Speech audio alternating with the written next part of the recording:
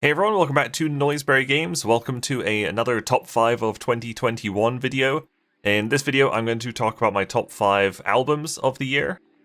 Just in case you're wondering, I just didn't feel like being on camera this year, so enjoy a bit of Pokemon gameplay in the background, because I just didn't want to be on camera.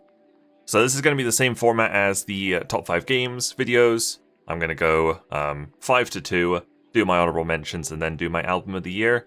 And then also afterwards I need to remember to do my Spotify Wrapped, because I think that's pretty fun to do, and this is my second time getting Spotify Wrapped, because it's my second year with Spotify.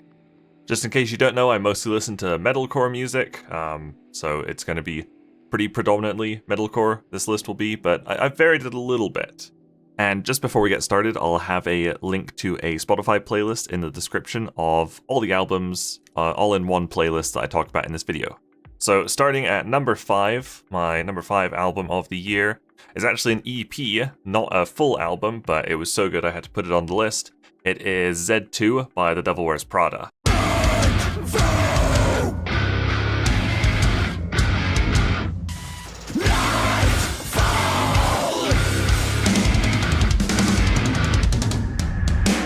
So back in, I think it was 2009, maybe like 2010, The Devil Wears Prada released another EP called Zombie EP, and it was so cool. I think like zombies were a little bit bigger back then, but they made just a really cool EP, 5 songs about a zombie apocalypse.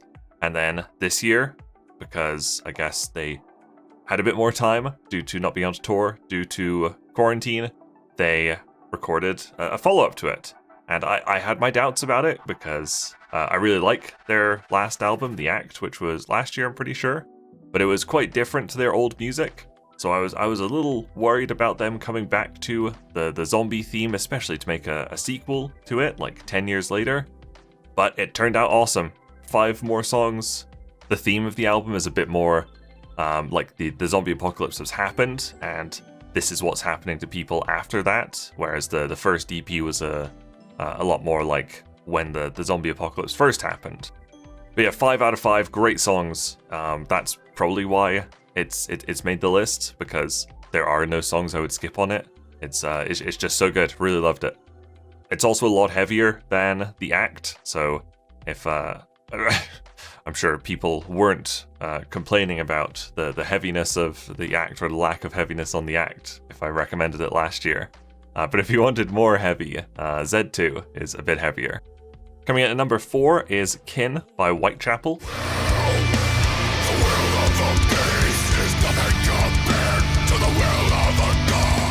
So Whitechapel is a deathcore band. They started, I would assume, mid-2000s. I don't super remember, but I think I heard about them when I was in like high school. So like very early 2010s, early 2000s.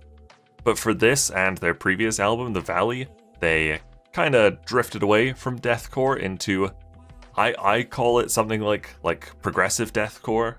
You've got like Opeth, who are progressive death metal, where they like weave in like lots of like style changes throughout the songs. You know, they go from like very heavy growled vocals to very light like acoustic guitar and stuff all in the same song. And Whitechapel are doing a lot of that with The Valley and also Kin. I dread December, I crave the summer days when we were young. So I think it's basically like progressive deathcore. It's a beautiful album. It's very emotional. It tells a really cool story. I remember when Kin was advertised as coming out, all the track listing made it seem to me like it could have been influenced by Bloodborne, because it had so many songs that sounded like Bloodborne things. They had Orphan, which made me think of Orphan of Cause, Blood-Soaked Symphony, like even Kin is a term you see in Bloodborne quite a bit. But it turned out not to be at all inspired by Bloodborne, but it was still fantastic. When it was announced, I went back and listened to The Valley a few times, and it was fine, but it didn't really like click with me. And then I still tried Kin when it came out, and it absolutely did click with me. It was fantastic. I really loved it. I bought the vinyl from their UK label off of eBay, which is one of the strangest places I've had to go to get a vinyl, but I got it, and it's really beautiful. Coming in at number 3 is The Greatest Mistake of My Life by Holding Absence.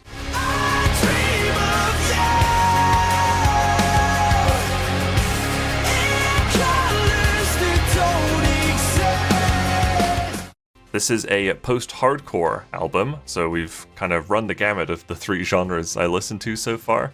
Had metalcore at 5, deathcore at 4, and post-hardcore at 3. If anyone remembers the top 5 albums of 2019 list I did, Holding Absence's debut album was on there, and this is their follow-up sophomore album, their second album, and it's a bit different from the first album. I think the first album was heavier. This one has a bit more, like, I think shoegaze-y inspiration than the first album had. And the first couple of plays, I was a little bit let down because I loved that first album so much, and the Greatest Mistake of My Life just didn't quite seem to hit those highs that the first album had. But I kept listening to it because there were a couple of songs that I still really liked, and I just really liked the band in general. And after a few more listens, it really kind of clicked with me more. And now I'm honestly not sure if I like the debut better or I like this album better, because they're both so good. And The Greatest Mistake of My Life just seems to get even stronger the more I listen to it. I probably should have mentioned earlier, but obviously in 2021, lots of bands still weren't able to tour. So there were a lot more virtual concerts, which I am a huge fan of. I don't want those to ever go away. And Holding Absence did a virtual release concert for The Greatest Mistake of My Life, and they played the album in its entirety in a really cool location in some kind of like manor house in Cardiff, Wales.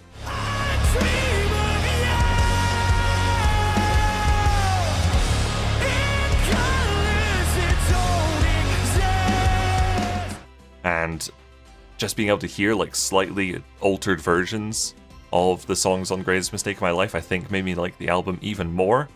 So I just love that. Like, I will quite likely never get a chance to see Holding Absence. They are a band from Wales, so they tour the UK a lot. They might do some US tours, but they're probably not going to come to Calgary, Canada. So I kind of made my peace. I'm not going to see a lot of bands I really like, because a lot of bands just don't come to Calgary. If they tour Canada, they do like Vancouver on the west coast, and they'll do like Toronto and Montreal on the east coast, and that's it. They skip over everything in the middle. So yeah, basically really like virtual concerts, because it lets me see bands live, quote unquote, playing stuff that I wouldn't normally be able to see them. Okay, my number 2 album of the year is Loss by Devil Sold His Soul.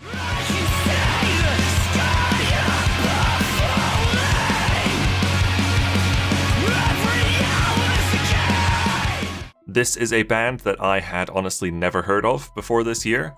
This is something like their 5th album or something like that. They've been going for quite a while. They actually broke up, I guess, or went on a long hiatus for a while. So this is their first album in several years. But I'd still never heard of them. They are a metalcore band, again from the UK, I'm pretty sure. But I remember when the album came out, people were posting about it on the metalcore subreddit, which is where I spend a lot of time. And they said, hey, this album's gonna be good. It's a comeback album. It's gonna be super emotional, and I quite like super emotional music. So I was like, okay, I'll give it a go.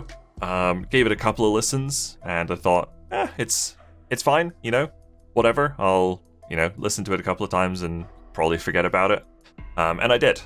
And then I started playing. I was playing the Emily is Away series, and I just wanted like some music to play in the background, because obviously they're not very like intense games. You can you choose like dialogue choices, and that's about it.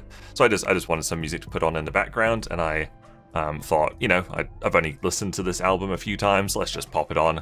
And I don't know why, but it just totally clicked with me after having that break from the first time I tried it to the next time I tried it, and I just absolutely fell in love with this album. Another one that I ordered the vinyl off eBay from. I think I also got it from the UK. They all arrived totally fine. So it's actually a viable way to get vinyl if people are doing that. But yeah, super emotional album, as you could probably guess from the title Loss. It closes with a song called Loss, and it's super long, it's like 7 minutes or something.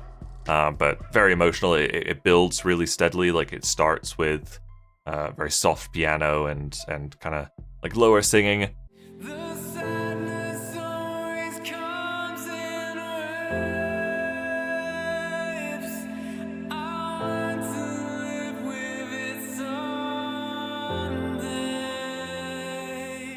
And it just builds and builds into very heavy with harsh vocals towards the end.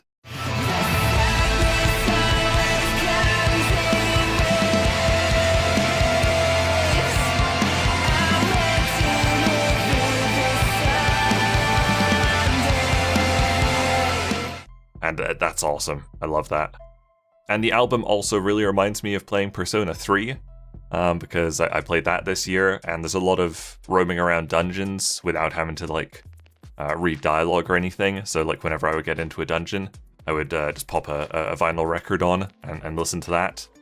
And I was just super into this album at the time, so I just repeated this album over and over while I was doing the dungeons. So when I listen to it now, it makes me think of both Emily is Away and Persona 3. And it's just a really, really great album. Okay, I've got quite a few honorable mentions this year. I'll go through them fairly quickly, but they're not in any particular order. They're just in chronological order, because I just add albums to my list as they come out. So first is Mystic Auras by Ascent Like Wolves. This came out really early. It just has really like catchy, clean singing. Reminds me a lot of Era, but just a really, really solid album. Next is Hyper Days Redux by Void of Vision. They released the regular version of Hyper Days last year, and then the Redux version was the same songs but with guest features. So it was just a really unique album. I prefer the Redux version. One of them has the singer from Holding Absence on it, so that like really drew me to it. But really, really cool features. Just nice to hear slightly different versions of the original songs. Next is the Night Therapy 1 EP by Hurtwave. Hurtwave is the side project of Rory Rodriguez, who is the singer of Dayseeker, which is another band I really, really like. But Hurtwave is a lot more poppy. It's like emotional pop, I guess. But it's so flippin' catchy, and Rory has such a good voice. It's just 6 songs, I'm pretty sure, but so catchy, so good. Another one is A Hill to Die Upon by Mental Cruelty. This is another deathcore record. This is blackened deathcore. It's very, very heavy, but the album artwork is so cool, and the second track has just such a great guitar solo. And when I heard the guitar solo, I was like, "Whoa, this is making deathcore stick out to me." Because a lot of it does sound like it kind of blends in to the background for me. But Mental Cruelty is like a band I would listen to, just to listen to it. It's a good album. Another one is Lost Souls by Caskets. This is their debut full length, I believe. They came out with an EP a year or two ago, which I really, really liked. And Lost Souls is kind of more of the same. I actually like the EP more. I think there's one song on the EP that I'd listen to. I repeat it over and over and over. But Lost Souls is a great album.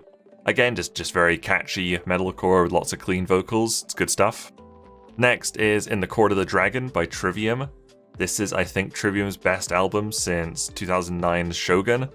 Trivium, for a long time, were my absolute favorite band of all time, and I've just been kind of going off them recently. They came out with Silence in the Snow in like 2013, I think, and that was just such a stinker of an album for me. Then they came out with another one after that, which was definitely better, but it still didn't really do much for me. They came out with another one last year, which was fine, still didn't do anything for me. But then In the Court of the Dragon was very good. It's Trivium back in like 2010 form, I would say. And the last honorable mention is Welcome to Horrorward, The Silver Scream 2 by Ice Nine Kills. The first Silver Scream album is one of my favorite albums of all time. It's basically it's spooky metalcore. I made a playlist for Halloween called Spooky Core, and there was a lot of Ice Nine Kills on there. But they play horror themed metalcore. So the Silver Scream was just songs inspired by horror albums, and so the Silver Scream 2 is another album of songs inspired by horror movies. I think I said horror albums just before, I meant horror movies. I didn't think it was quite as good as the first Silver Scream, but still very, very good and got an honourable mention. And I just do want to give a dishonourable mention to the new Architects album for being one of the most bland, boring albums I've ever heard. Architects used to be one of my favourite bands, and I went from loving pretty much everything they did to unfollowing all their social medias and just kind of forgetting about them this year because they put out just a dreadful, dreadful album. And now we come to my album of the year, my top album of 2021. It is the self-titled album Era by Era.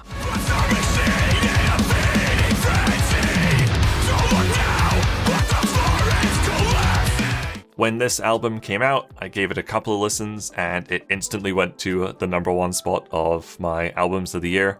It came out like fairly early in the year, I don't really remember, I think it was about April or something, but I knew then it was very unlikely anything would take the top spot, and nothing did for the rest of the year. It's just so good. Era's a little bit like Genty, I guess. They play like sort of progressive metalcore. When their album Drift came out, something like 4 or 5 years ago, something like that, I really, really liked it. That was my favorite Era album at that point. And then they released Neon a couple of years later, and I can't remember anything about that album, but I did not like it at all. I was really, really let down. So I definitely didn't have high expectations for this one after really disliking the Neon album. What a change. This is easily my favorite Era album, one of my favorite albums ever now. Cannot recommend this album enough, honestly. Okay, that's my top 5 list. Let's do Spotify Wrapped. Okay, here is Spotify Wrapped for 2021. And this is it's a bit of a weird one. My Wrapped does not reflect my top 5 list at all. Really weirdly, it's really just the bands I was listening to. So it's still interesting, but doesn't reflect the list we just did. Okay, here's a bunch of the albums I've listened to. You can see Hurtwave on there at least. I spend a lot of time listening at least. That's kind of interesting. There's Greatest Mistake of My Life. I had one song on repeat. I know what this one is. It was In Circles by Holding Absence. Played it 29 times. Yeah, it's quite a meaningful song to me personally. Reminds me of my girlfriend a lot, so I listen to it a lot. I think these are my top songs. So there we go, In Circles, Holding Absence, and then just a lot of Capstan. Also Devil Sold His Soul. But Capstan didn't come out with an album this year, I just really, really liked them this year. So I thought that was funny. I can hear Holding Absence on this one here. Listen to 55 different genres. I don't know, I don't think that's true. But the top genres are going to be pretty obvious. Metalcore, Deathcore, video game music, Gent, and Swancore. Swancore is like an extension of post-hardcore. So I'm surprised post-hardcore itself didn't go on there. Okay, Two Truths and a Lie.